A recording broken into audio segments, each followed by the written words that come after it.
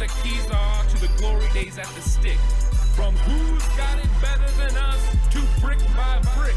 It's always the 49ers way, from off-season to game day. Yeah, we talk back. It's the 49ers Cutback.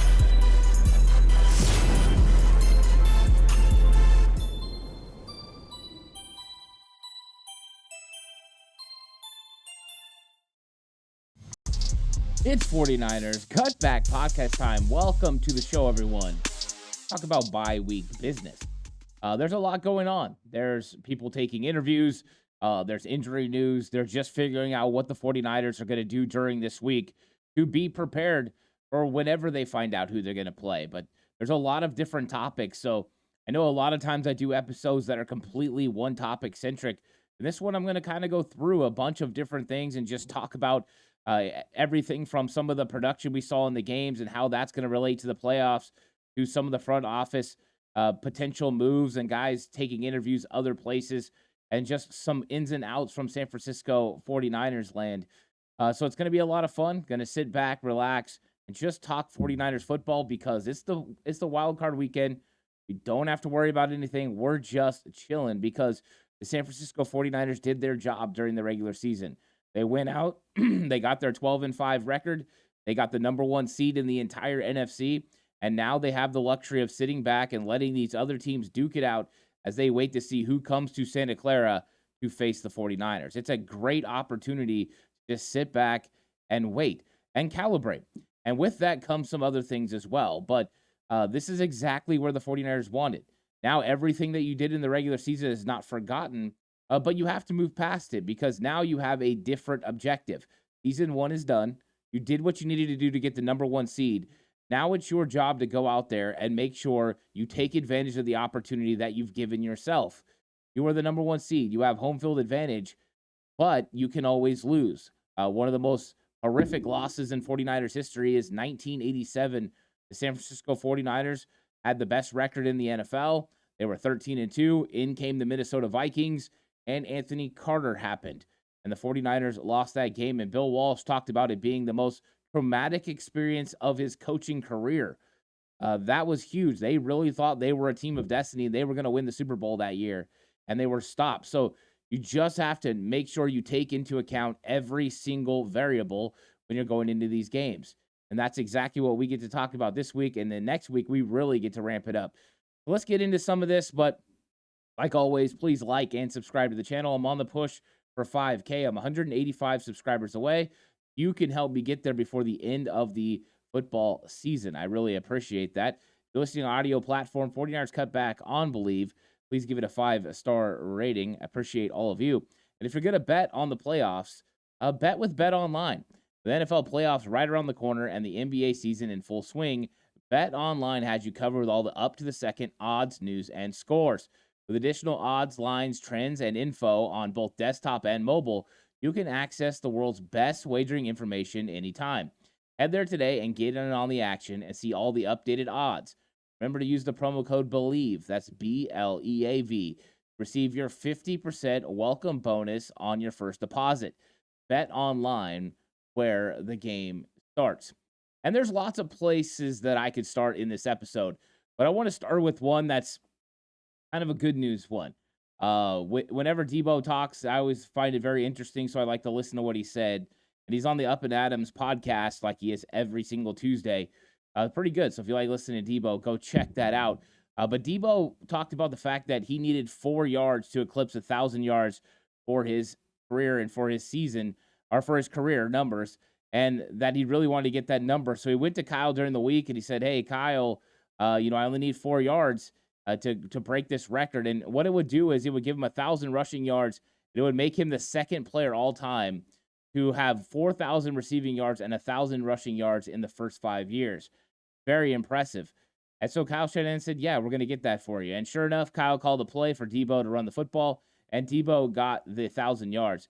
But the reason I bring this up is it just goes to show how much respect not only does Deebo have for Kyle, that he was able to approach him and say, "Hey, I want to get this," how much Kyle appreciates what Deebo does and wanted to get him that record. That type of respect between player and coach is really important. And those are the types of things that make players want to play for you. Those are the types of things that make players want to go the extra mile. And Deebo has been one of those players throughout his career. He has been completely unselfish, going out and doing exactly what's needed for this team to win. When they asked Deebo Samuel to run the football, he ran the football. In 2021, when Elijah Mitchell was in and out of the lineup with injuries and they needed a running back, it was Deebo Samuel who did it for them. That's how the wide back moniker took over. But this is a guy who can do it all in the passing game as well. Catch screens, done. Catch the ball over the middle, break tackles, and take it to the house, done. Vertical passing game, yes. Stop routes on the outside, back shoulder throws, no problem. He has really become a complete wide receiver. And, that's one of the things that was said during the season was that Deebo was the most unselfish player on the entire team. And looking back on it now, you see those types of things with the way that he goes about, the way he runs offense, all the times that he's decoy for this team to allow players like Christian McCaffrey or Brandon Ayuk or George Kittle to get their yards and get their big plays. Deebo Samuel's worth can't be measured by stats, but has to be measured by the stats of the players around him as well. I think it's a cool thing to see what Deebo Samuel does. And I thought it was a little small, a glimpse into a relationship that we've seen that's been really good. I mean, think about it. During the offseason, Kyel and him go over film, and Kyel is very on point what his coaching points are. Deebo, you need to get better at this, not hustling on these. And what does Deebo say? I played like trash. I'm going to play better this year. Deebo took it to a whole other level. His offseason training was fantastic. He came into the best shape of his life, and now we're seeing a really, really good season coming from Deebo Samuel. So that's the good news for the San Francisco 49ers. When it comes to other news, the Chargers have requested to interview Steve Wilks.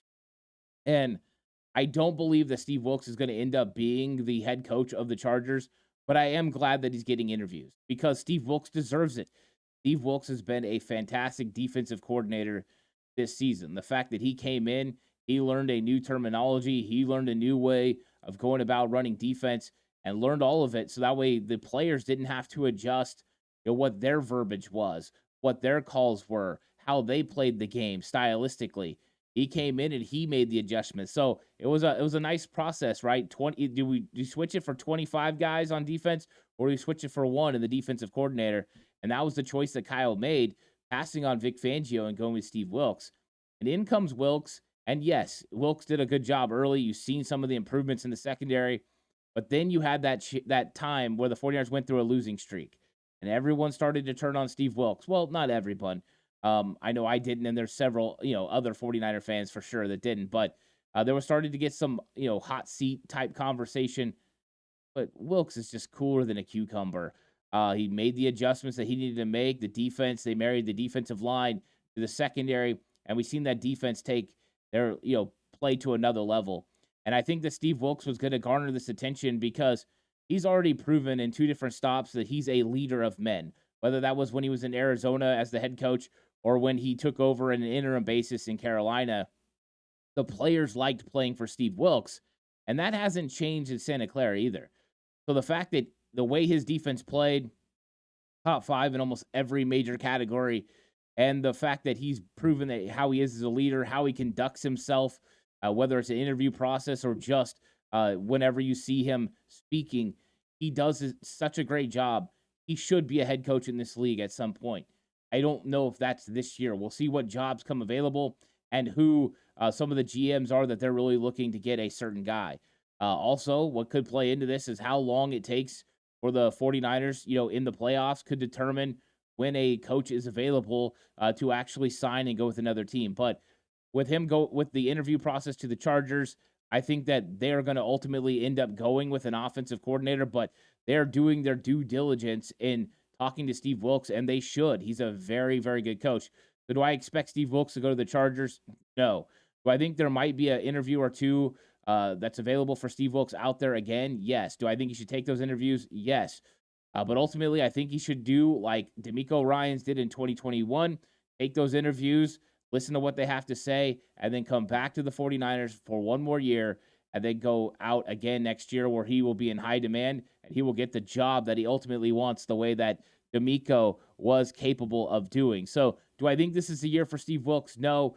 Do I think he's going to be in high demand over the next couple years? Yes, and I think ultimately he will eventually get a head coaching job, which he ultimately deserves. And if he doesn't, I know Kyle Shanahan would love to have Steve Wilks around here for a long time. We'll see, though, because I want that for him. If that is his end goal, that's what I want for him because I think he's a really good guy and a really good coach.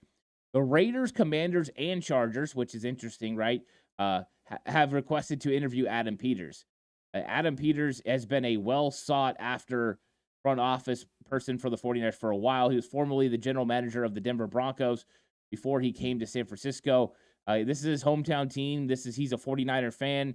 Right now, he's the assistant general manager to John Lynch, and he's taking an interview with the Washington Commanders. He's going to be meeting with them in Miami. So there is a interest for him to potentially go to another team. He's listening to offers, and now you've got them hiring, Bob Myers. He used to be with Golden State, and he's been around here. I don't know how much he's rubbed shoulders with Adam Peters, but Bob Myers has seen firsthand how the 49ers conduct business in the front office and what this organization looks like. If ever you were going to model a franchise after another, it would be modeling it after the 49ers, who have found consistent structure and consistent winning ability consistently is not easy to do in the NFL. So what you're seeing from potentially the Washington Commanders is an attempt to take some of the 49ers way and move it across the coast and instill it there.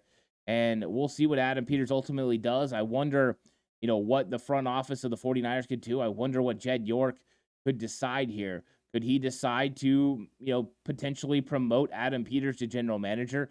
They've already moved John Lynch, the president of football operations, so there is an opportunity to do that here. Could they just talk to him about being the heir apparent to John Lynch? Because we know John Lynch won't be here forever. So there's a lot of things that need to be discussed. I don't know if the 49ers ultimately want to lose Adam Peters, but the fact that he's got this much attention this early in the process means there's going to be more opportunities for him. So if the 49ers want to hold on to Adam Peters, they're probably going to have to make a substantial financial reason to get him and bring him back, and they'll probably have to promote him as well. So Adam Peters has been very, very important to the 49ers scouting process, very good in the personnel department. The 49ers don't want to lose him, but whenever you have that kind of value, you don't hold that GM role. A lot of teams around this league will be looking to take their claim to getting Adam Peters there, where he can go ahead and instill the same sort of things the 49ers have done in their front office. So we'll see what happens with Adam Peters. I think ultimately he's been pretty smart about the process, and we've seen other 49ers front office personnel go other places, whether that was Rand Carthon to Tennessee or Martin Mayhew to the Commanders. Now Martin Mayhew is on the ropes and out. So I think that there's a possibility. We'll see. For all things, if I'm Adam Peters, I'm making sure I'm going to the right situation. I want to be able to pick the coach. I want to make sure that we have a good chemistry together. I want to make sure I have potentially a franchise quarterback. I don't know if Washington Commanders really hold, all the cards that you want. If you look at the Chargers, they do have a franchise quarterback. We don't know what the coaching situation is going to be, but also it's a team that doesn't usually spend. So how much flexibility will you have with the salary cap, the way that Jed York, the 49ers do? They say, hey, man, go make it happen for us. But we'll see what he ultimately decides.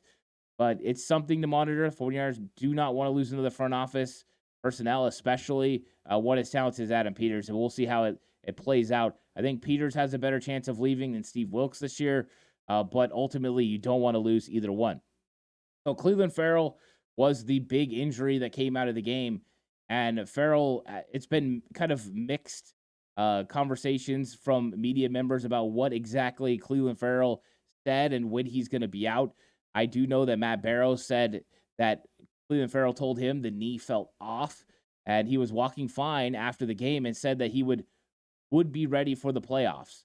And then I've heard other media members say that he did not think he was going to be ready, that they thought he was going to be out. So we won't know yet. He had an MRI. We'll see what those results are when Kyle Shanahan finally talks to the media. But Cleveland Farrell would be a big loss for the 49ers. What do the 49ers have to replace him? Well, it's Robert Beal Jr. And Robert Beal Jr. got some good playing time against the Rams. And I'll be honest, I was pretty happy with the play that I saw. I thought he was competing. I thought he was setting the edge a lot better than the expectations were going to be for him. I thought he looked comfortable and calm out there. He was being good, making tackles, and he helped me get my wow, that's bold prediction correct that he would register his first sack of his career. So I thought that there was some growth there. Now, do I think he's ready to be a big time rotational piece for the 49ers? I can't say that. I still think there needs to be more growth, but I was definitely optimistic about his potential and how much work Chris Kasarik and Daryl Tapp have been putting in to getting him right. You could tell he was the way that he was navigating through space, squeezing things down and setting an edge. You could tell with the handwork and the hip work that he was displaying that he was learning how to engage to be able to take on bigger blockers and to be able to disengage and make tackles. So I was seeing some good technique work from hands to hips. It was all there for, you know, for a player that's really young and that had been injured through training camp. So you just don't know how much Robert Beal is going to grow. But I thought that he looked pretty good. And the 49ers are going to need a steady rotation at defensive end. You have Nick Bosa. Normally you had Cleveland Farrell. So, I mean, that's what's going to be interesting. If Cleveland Farrell doesn't start, it'll be Nick Bosa and it'll be Chase Young. And then the rotation will go to Randy Gregory and Robert Beal. I would normally say look, out on the open market for a potential player to bring in on the practice squad at least. But the Miami Dolphins pretty much just took everyone that was really, good to play edge defender for them. So there are guys still there, right? Jordan Willis is still capable and available if the 49ers wanted to bring him in just in case they needed depth. Jordan Willis is good against the run, but I wonder how much Jordan Willis is an improvement over Robert Beal. Chris Kasarik is very high on Robert Beal. They know that he has the speed to bend the corner. He's still getting this together. But if he can play the run pretty stout, then I think the 49ers will feel comfortable with the rotation the way it is. So we'll see what happens if Cleveland Farrell misses any game time at all. The other one was Taylor Hawkins. Now, with Hawkins, I think this one is less significant. He's dealing with the wrist. But with the Tashawn Gibson and Jair Brown likely to be back for the divisional round, the truth is Taylor Hawkins probably wasn't going to get much playing time anyways. In fact, he probably wasn't going to be elevated from the practice squad. So that injury really has, limited effect on the 49ers. The good news is Jair Brown and Tashawn Gibson are going to be back to go with Logan Ryan. And I was very impressed with Logan Ryan in the game against the Rams. My question coming out of the Commanders game was, how was Logan Ryan going to respond to not being as good in run fits as we expect from a 49er safety? Well, he responded in a big way. He made a lot of really good plays around the line of scrimmage. And he showed that he has the ability to help in run fits. He has the ability to tackle in the open field. And Logan Ryan is still pretty good in coverage. So I like the Logan Ryan effect that he has on the 49ers, the veteran ability, the understanding of what he's seeing from offenses and concepts. So to me, that was good news for the 49ers. And I feel comfortable with the 49ers safety position going into the playoffs. As long as you have Gibson, Ryan, and Jair Brown, I think they can roll with those three and be fully healthy and happy with where they're at. Now, Dre Greenlaw and George Kittle were dealing with tendonitis and back spasms. Greenlaw with tendonitis, Kittle with back spasms. I think it was completely precautionary. I don't think these are going to linger at all. And, what we got to see from the 49ers were some pretty good tight end play. Charlie Warner got involved in the offense. He blocked as good as always. Braden Willis got in there and made some key blocks. So we've seen some growth again from a young player. And they're going to have to count on Braden Willis. They put Ross Dwelley on the IR, which means Ross Dwelley is not going to be available. And that means it's going to fall on to Braden Willis when they go to 3 tight end sets. Most of the time they just go to Kyle Juszczyk anyways. But it was nice to see a guy get out there and make some plays. And that's exactly what you wanted to see from a rookie tight end and a tight end like Charlie Warner that you've been looking to get some production from. Now, it wasn't like a George Kittle type production or anything like that, but it was a guy that it was a possession kind of tight end. He caught the ball, he got positive yards, he got down, and that's exactly what you're looking for, a guy who's normally your blocking tight end going out there and being successful. Now, with that being said, there were some question marks coming from the game, and I was at the game thanks to a bed from Davis Tire in Lodi, California, and the tickets were great. I had a great time. 49er fans were awesome. It was a great experience to be in the stands and watching the game again. It had been a while, so I was very in tune with what was going on. It was a lot of fun. But I think one of the things that was the biggest question mark coming out of the game that most people were talking about was Jake Moody. And I was sitting on the side where Jake Moody, was having those balls drift wide right. And yeah, you don't want him to miss a 38-yard field goal. You don't want him to miss an extra point, which was the first extra point miss of the season. He had been on a historic, trek. And when he missed it, it was disappointing. That is for sure. I will say this. I think that Jake Moody can rebound from this, and he can be positive in the playoffs. I also, however, am a realist and realize that kickers are the type that they can get in their own head. Now, I don't know if Jake Moody's going to do that. I don't know if he's going to get in his own head.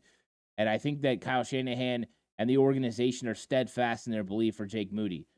So do I believe that people have the right to be nervous? Yes.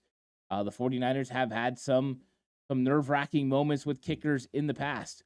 Whether that was Mike Kofer back in the day, who missed some very clutch kicks, to David Akers, who got the yips in 2012.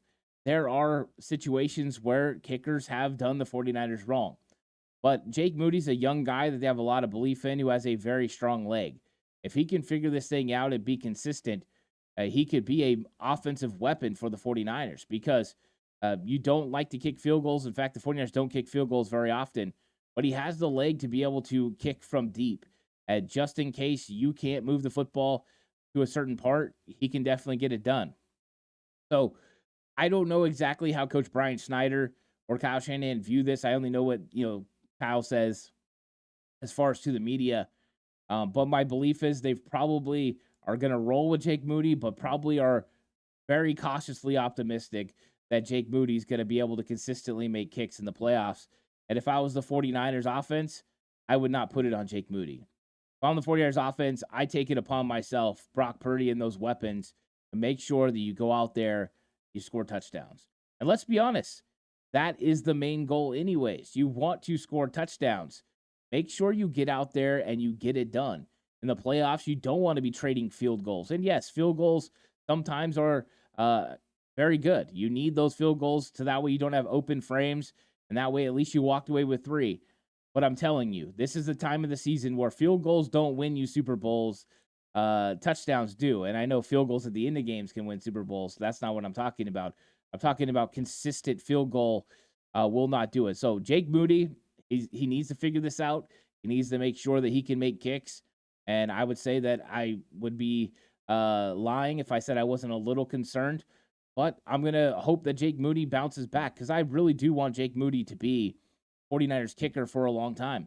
I want them to have the ability to be able to count on him in future seasons to be very successful from that position. The other part that I was a little leery of now coming out of that game is the secondary and not the starters. I have faith in Deommodore Lenoir, Charvarius Ward, Ambry Thomas. I think those guys are going to go out there, compete, battle, and they'll play at a pretty high level. But if something, heaven forbid, happens to one of those guys, and we have to bring in Womack or Luter Jr., that's where I get a little bit nervous. Now, I think Isaiah Oliver did a pretty good job once again. What does Oliver do really well? He tackles really good. He helps in run fits, and that's exactly what he did against the Rams. But I worry about, certain matchups for Isaiah Oliver in the nickel. But I think the 49ers have 4 solid corners, and then I think when it comes to the 2 young guys, you just haven't seen them make enough plays. And so I have some question marks around there. Jason Verrett would have been a huge reason why we didn't have as many question marks. I wonder if the 49ers need to add a cornerback to the practice squad, a veteran cornerback, just in case. So far, they haven't done that. We'll see what happens if they ultimately do that. But it just kind of screamed a little bit of inexperience for the 49ers in the secondary. And I'm a little surprised. I thought Sam Womack was going to play a little bit better as far as ball skills in that game, but he still gave up some key catches. So I think the 49ers are good in the secondary. I feel really comfortable with the safety position with the 2 injured 49ers coming back. I feel comfortable with the starters. Just hope it never gets to those backups. That way we never have to find out what those guys are. But to me, the depth in secondary made it a little bit concerning. And also depth at the wide receiver position made it a little concerning. I thought there were moments where Chris Conley looked really good, the deep ball down the field. That was good. He got open a couple other times where he didn't receive the ball. Thought he looked pretty good. He did have a significant drop, though, in that game. He blocks well, though. But, there's question marks about some of the other guys. Ray McLeod dropped the ball that he should have had. I think Ray will be fine. I have confidence in him. But I do have question marks about Ronnie Bell, and we had question marks about Bell as a punt returner, and now we're starting to see those at wide receiver. And really, I mean, Ronnie Bell, he had a touchdown in this game. It was an absolute dart by Sam Darnold and a great catch by Bell in traffic. But what we've seen consistently is Ronnie Bell struggles to create separation. And unlike Juwan Jennings has the big physical body to be able to get the ball and have it separated from him. He can go ahead and block out defenders. Ronnie Bell doesn't have that size, and that's why you see defenders go around him and knock the ball away a lot. So I do have question marks about Ronnie Bell, and I wonder what Kyle Shanahan's going to do, because Kyle Shanahan was not happy with Ronnie Bell in this game. Kyle Shanahan yelled at Ronnie Bell on a pass route that Sam Darnold threw up the sideline, that he really wanted Ronnie to keep running, and Ronnie was supposed to run. Not only did he run into a cornerback when he was running his route and didn't try to avoid him at all, but then he stopped his route running up the sideline. It was a little interesting. So I think his lack of blocking has already been an issue for the 49ers. They've tried to put him in some key situations where he doesn't have to consistently block because that's not a strength, just because of his size, his technique. And now we're seeing some areas in which he's not good as far as receiving. So I think that the 49ers have a little bit of a problem there, and they have to decide on Danny Gray this week. So the 49ers are going to have to make a decision on whether to bring Danny Gray back for the playoff run or whether to keep him on IR for the rest of the year. I would say normally I would think Danny Gray is going to be on the IR for the whole season, and they're not going to bring him back because I did think Ross Dwelley was going to be the player that would be potentially put on IR for that to happen. Now I don't know what they're going to do.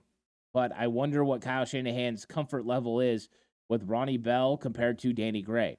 It's going to be interesting to see what the 49ers do.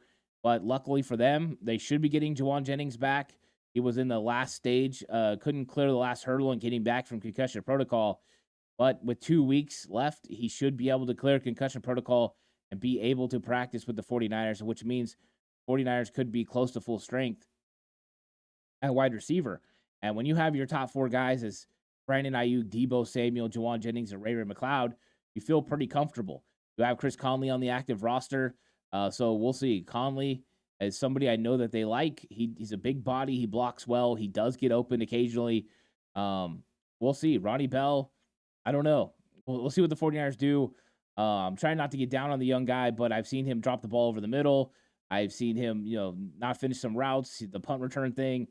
So he's got to step it up. Hopefully, Ronnie Bell can step it up, but the 49ers have to make a decision on Danny Gray. And this week, the 49ers are going to have two very hard practices. Kyle Shanahan talked about this with Greg Papa last week. He said, we're going to have two hard practices, and then they're going to have 2 days off, and those are going to coincide with Saturday, Sunday, because the 49ers don't know who they're going to play yet. They have to wait and find out. Of course, if Green Bay is able to beat Dallas, it will be Green Bay. If Dallas beats Green Bay, but the Rams beat the Lions, then it would be the Rams. And if the Rams and Green Bay both fall, then that means it would come down to the game on Monday night between the Tampa Bay Buccaneers and the Philadelphia Eagles. So if that was the case, the Niners would play on Sunday. But Kyle electing to go with two hard practices and a couple of extra days off because he wants it to coincide with them potentially playing on Saturday next week. Because in 2019, 49ers had a bye. Minnesota Vikings won, and they had to play the Vikings on Saturday. So just making sure you're prepared, making sure your practice timeline works out. Now, one thing Kyle said was that they are going to go absolutely 24/7 once they know who they'll face. And he even took it further, not just 24/7, not a single other thought will enter their minds. This is the type of motivation and a type of locked-in mentality that the 49ers are going to have during this bye week. They're going to be focused. Now, early this week, they're going to prepare on getting better themselves. There are some of the scouting staff, some of the quality control coaches, they're going to be working on crunching some film of potential teams that they could play. But when it comes to it, the 49ers are focused on getting better. It's all about getting better themselves this week. And then next week, it's full preparation for whoever they play. because when it straps up in Santa Clara, whether that's Saturday or Sunday next week, the 49ers know that they're one game away from getting to the NFC Championship game. That's ultimately the next goal. It's not the end goal, but it's the next goal. Your first goal was to win the division. Your second goal was to get a first round bye by being the number one team in the NFC. Both those goals have been done and checked off. Now they have a goal of winning the divisional matchup, or they turn their attention to their goal of winning the NFC Championship and getting back to the Super Bowl. They were just checking boxes right now on goals. That's exactly what they have to do. So thank you guys so much for joining me for this episode. Just talking 49ers bye week business. And I'm looking forward to plenty more content coming out this week. Like and subscribe to the channel if you haven't already on the push for 5K. This episode of 49ers Cutback brought to you by Bet Online, where the game starts. I'll catch you guys all on the next one. Until then, stay safe. And remember, the right way is always the 49ers.